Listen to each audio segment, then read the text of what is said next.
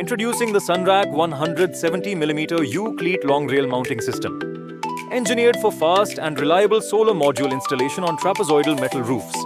Position the EPDM rubber pad beneath the U-cleat and place it horizontally within the module mounting zone. Secure it to the roof using the specified self-drilling screws. Insert the inner U-cleat and engage the Allen bolt set. Snap fit the long rail into the inner U-cleat. Then torque tighten the Allen bolt set to ensure a secure connection.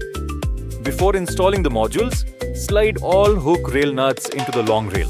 Once complete, the system is ready for module installation.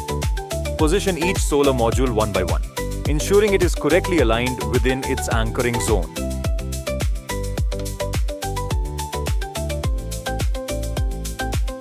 Secure the first and last modules using the Sunrack Premium end clamp with the Allen bolt set. Install the mid clamps between adjacent modules and tighten all fasteners. Installation is complete.